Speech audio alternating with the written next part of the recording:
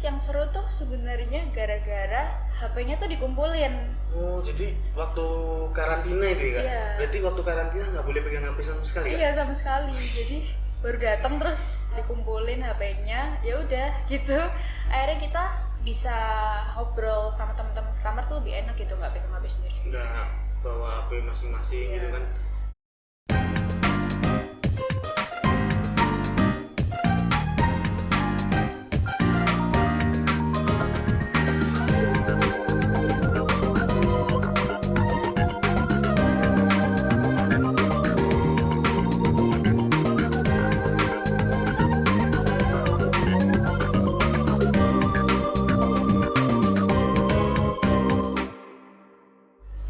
Assalamualaikum warahmatullahi wabarakatuh. Salam Namung Budaya, Om Swastiastu, salam kebajikan bagi kita semua. Halo teman-teman, kembali lagi di podcast yang sudah lama sekali kalian tunggu-tunggu nih, yaitu OWAS, obrolan wawasan literasi SMAS. Gimana nih kabar kalian para penonton semua yang ada di sini dan yang ada di rumah dan tentunya pendengar-pendengar semuanya? Sehat nggak ya? Saya harap sehat semua ya. Oke, sebelum itu perkenalkan diri saya terlebih dahulu. Saya Alif Fidel Nur Wicaksono dari Divisi Kreatif. Pada kesempatan kali ini, kita ingin mengajak kalian nih, para penonton atau pendengar, untuk menyelami dunia prestasi di SMA 1 Negeri Kediri. Bener nggak sih, SMA Negeri 1 Kediri itu banyak prestasinya?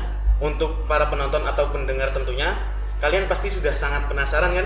Seberapa banyak prestasi-prestasi yang berada di SMA Negeri 1 ini. Maka dari itu pada kesempatan kali ini kita sudah bersama Kak Khaira dan Kak Aurel.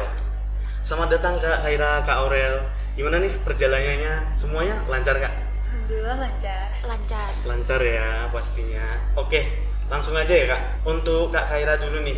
Kak Khaira ini kan salah satu siswi di SMA Negeri 1 dan di Kota Kediri ya. Iya.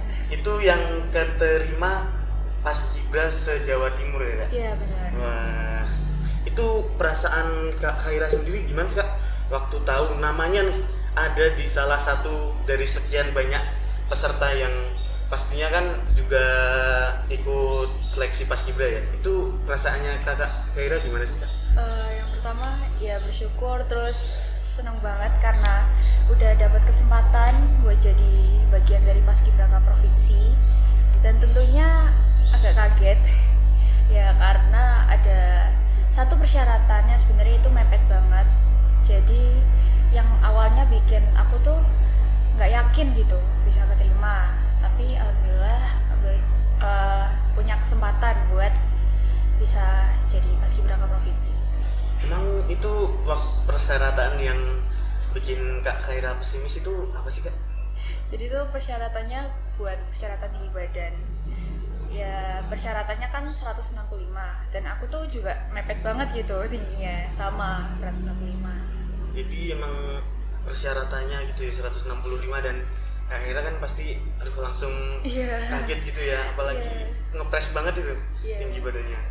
Boleh nggak sih Kak Khaira ceritain gimana sih pengalamannya waktu ikut Paskibra di se-Jawa Timur ini? Kan pasti banyak ketemu orang-orang baru, teman-teman baru gitu kan dari kota-kota di Jawa Timur gini Kak. Ini cerita waktu di sana aja Kak, waktu seleksinya. Boleh cerita waktu di seleksinya dulu deh Kak. Ya jadi tuh pertama kali tuh sebenarnya dulu ya waktu SD SMP tuh aku sama sekali nggak pernah kepikiran buat ada di bidang ini gitu. Palingan dulu tuh cuman kayak aku nontonin di TV waktu pengibaran aja dan aku kayak oh keren gitu ya udah. Nah setelah itu aku masuk SMA, aku kayak coba-coba gitu kan ikut pengibaran di sekolah. Kok seru gitu. Akhirnya aku lanjut nih di organisasinya dan akhirnya di tahun selanjutnya aku nyoba buat daftar Paskibraka Kota. Nah di situ dari tingkat kota aja sebenarnya persaingannya udah ketat ya, soalnya lawannya tuh bagus-bagus gitu, kayak aku liatnya kayak wah keren gitu. Habis itu alhamdulillah waktu pengumuman itu ada namaku di pengumuman yang waktu kota. Setelah itu kayak dikumpulin lagi gitu loh buat memilih yang mau diseleksi ke tingkat provinsi. Sebenarnya tuh karena tinggiku yang ngepas banget, aku udah nggak berharap apa-apa di sana, udah berusaha merelakan gitu lah, kayak nggak apa-apa pesimis gitu. gitu ya, Iya. Tapi setelah itu ternyata namaku dipanggil. Setelah diseleksi lagi buat PBB-nya, alhamdulillah terpilih jadi 3 perwakilan yang dikirim untuk seleksi di provinsi. Setelah itu kalau nggak salah tuh persiapannya 1-2 mingguan buat seleksi ke sana. Ya, itu juga ada problem sebenarnya. Gara-gara di tanggal yang sama itu aku ada lomba. Itu lombanya juga apa tuh Kak kira-kira? Lomba itu LKBB. Lomba kreasi baris baris. Dari organisasi. Iya, jadi kan otomatis harus memilih antara 2 itu, dan pilihannya berat kan, karena yang satu udah aku persiapin dari lama, tapi yang satu juga udah aku impikan dari lama juga gitu. Ini aku memutuskan untuk ikut seleksi. Gak ada yang tahu kan nanti hasilnya gimana. Kan siapa tahu teman-teman pendengar semua kan pengen juga ikut seleksi nih. Kalau misalnya ikut seleksi di tingkat provinsi itu nanti kalau dia gugur itu langsung otomatis masuk ke Paskibra Kota atau gugur aja gitu Kak? Kalau misalnya dia udah dikirim ke provinsi, artinya dia udah diterima dulu di kota. Jadi kalau misalnya di provinsi nggak keterima, itu otomatis sudah langsung bisa jadi paskibra ke tingkat kota. Oh, berarti kalau misalnya seleksi Paskibra provinsi, kalau gugur bisa langsung ke kota gitu ya? Oh, jadi gitu. Keren banget ya Kak. Pastinya Kak kan gak bangga bisa ngarumin nama Semas juga kan, membawa nama sekolah juga ya Kak. Itu kalau boleh tahu waktu di provinsinya tuh Kak, waktu mulai paskibranya, mulai pengibarannya itu ada cerita-cerita seru nggak sih Kak? Kan pasti ketemu banyak teman-teman baru ya, apalagi kan dari kota yang beda-beda, sifatnya beda-beda juga kan pastinya ya. Ya, yang seru tuh karena kita harus sekamar sama orang yang kayak kita belum kenal sama sekali. Otomatis di sana kayak kita jadi kenal orang baru, terus jadi saling tahu nih kayak ada budaya dari kota-kota lain, dari kabupaten lain tuh kayak gimana. Kita jadi belajar, oh di sana ada apa, terus perbedaan sama yang di kotaku tuh apa. Terus yang seru tuh sebenarnya gara-gara HP-nya tuh dikumpulin. Oh, jadi waktu karantina itu ya Kak? Iya. Berarti waktu karantina nggak boleh pegang HP sama sekali ya? Iya, sama sekali. Jadi baru datang terus dikumpulin HP-nya, ya udah gitu. Akhirnya kita bisa ngobrol sama teman-teman sekamar tuh lebih enak gitu, nggak pegang HP sendiri. Nggak bawa HP masing-masing gitu kan, nggak ngobrol sambil mainan HP kan gitu. Nggak enak ya Kak? Berarti waktu HP dikumpulin tuh hari pertama karantina sama sekali nggak boleh megang HP? Iya, dari hari pertama. Kalau misalkan itu HP dikumpulin, kalau mau ngabarin orang rumah atau mau ngabarin temen gitu gimana Kak? Apa minta izin? Gak bisa sama sekali? Gak bisa sama sekali, jadi emang waktu mau ngumpulin itu kita ngabarin kayak orang tua, teman-teman dulu kalau HP-nya tuh mau dikumpulin, dan kita nggak bisa saling komunikasi sampai waktu yang ditentukan. Oh, jadi gitu ya Kak, biar fokus latihannya gitu. Tuh waktu latihan tuh gimana sih Kak? Kan pastinya berat ya, apalagi kan provinsi nih. Tuh waktu latihan tuh kira-kira Kak Khaira sempet agak capek, udah mau mundur aja gitu, ada nggak Kak perasaan kayak gitu Kak?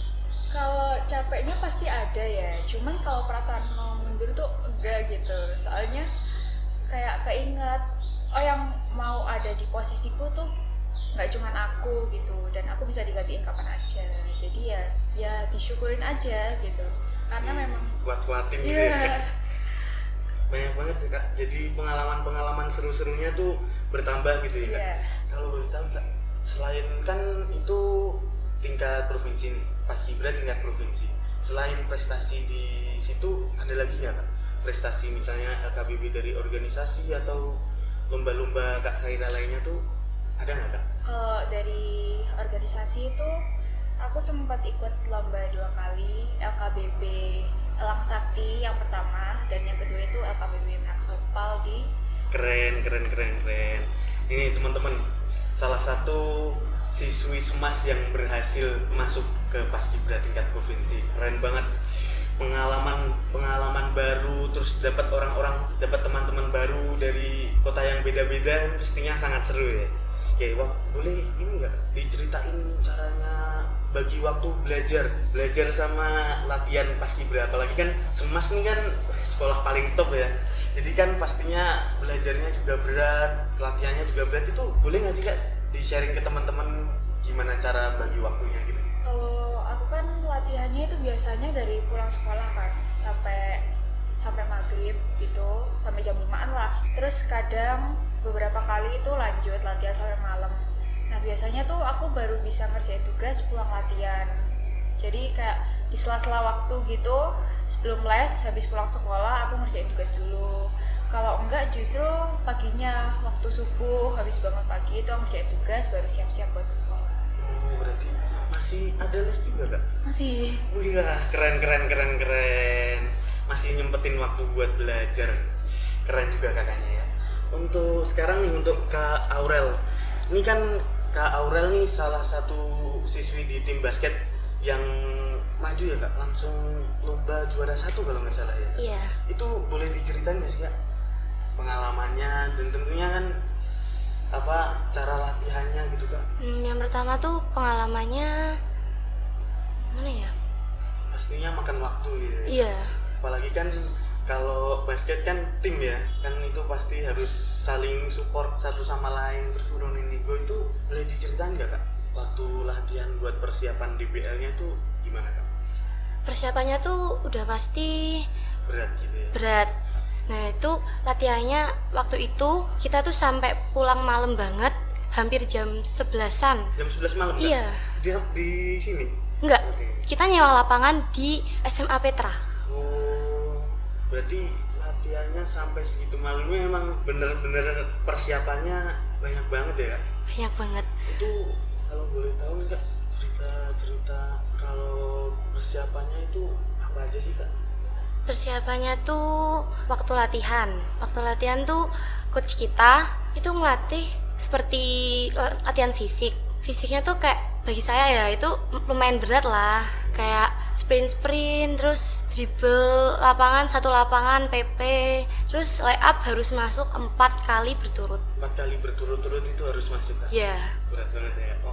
Waktu lomba DBL-nya itu lombanya di mana sih Kak? DBL juara satunya tuh? Kalau yang champion itu ada di Madiun.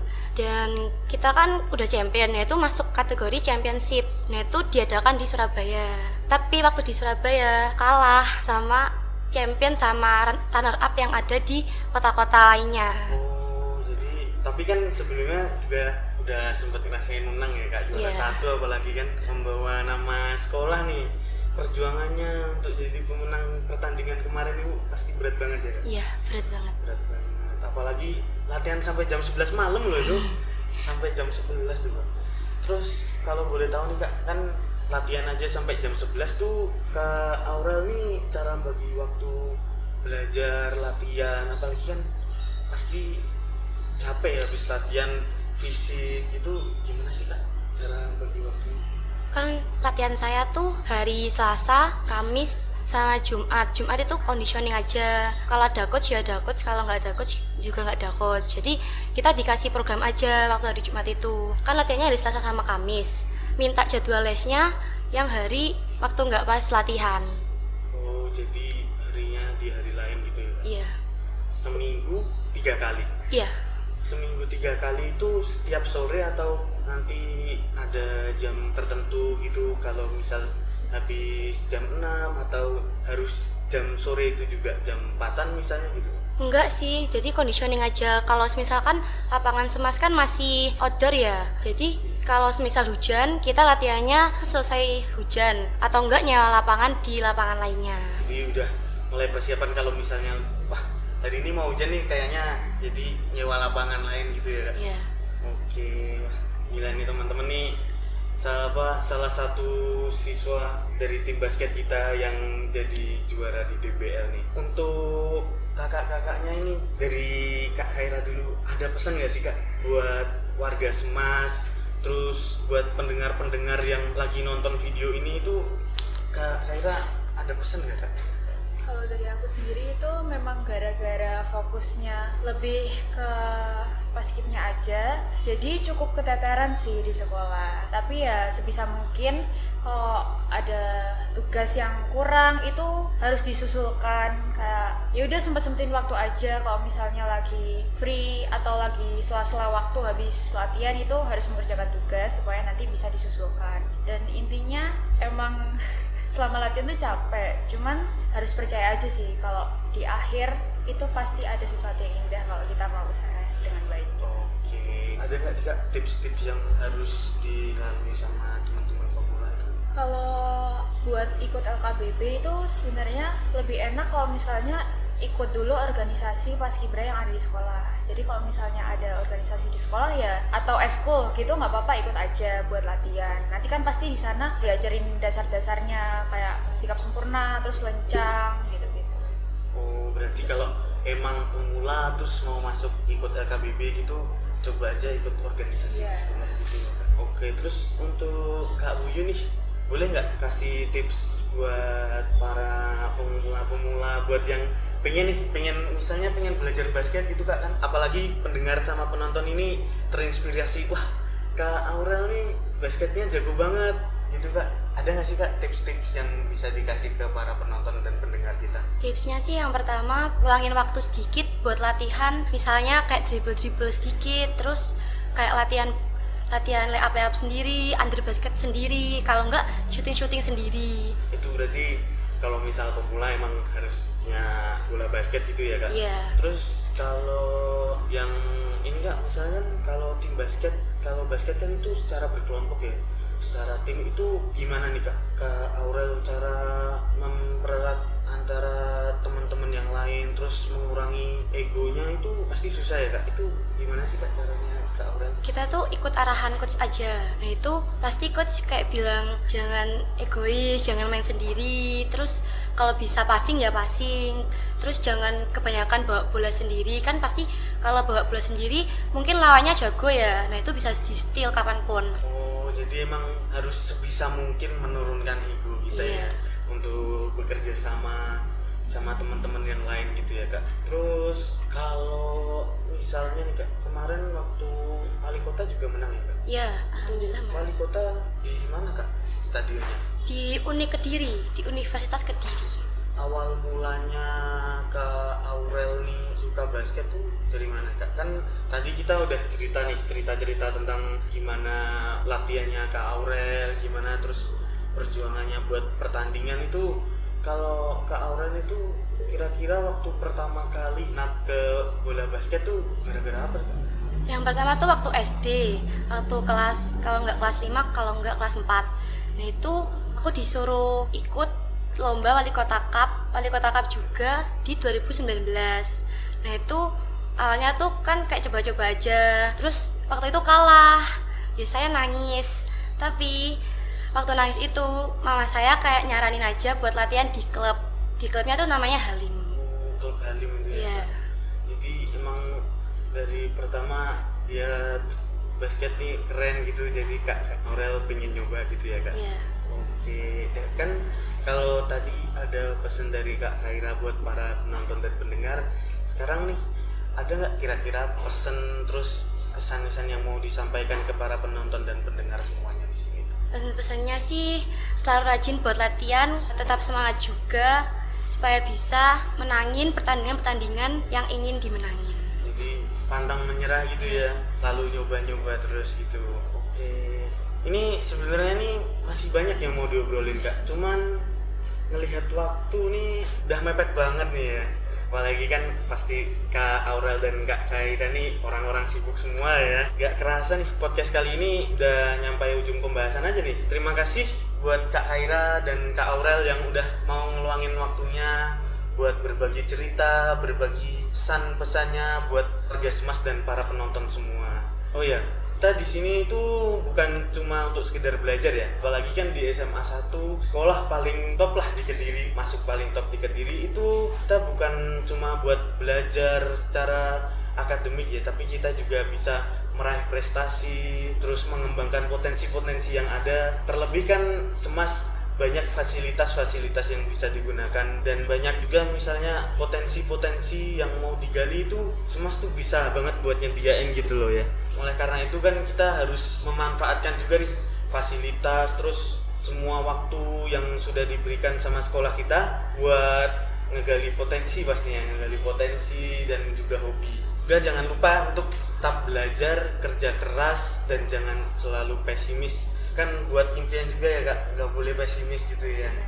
Oke, saya selaku host dan kakak-kakaknya di sini memohon maaf nih kalau ada salah kata, kalau ada pengucapan yang tidak mengenakan dari kita semua. Oh ya kak, kan ini udah sesi terakhir nih, boleh gak kak kita jargon dulu kak, jargon? Gimana nih? Kalau kita pertama itu jargon wajib kita dulu, jargonnya Semas. Pasti tahu kan ya jargonnya Tahu. Semas. Habis jargon Semas nanti jargon Metafo ya kak. Untuk jargon Metafonya nanti kita ajarin. Semas, mulia, jaya, jaya, jaya. Oke, terus kalau jargonnya Metafo, kalau nanti aku bilang Metafo, jurnalis kepo, sambil tangannya gini ya kak, tangan kanan gini. Oke, Metafo, jurnalis kepo. Oke, sekian. Terima kasih semua para pendengar dan penonton. Bye.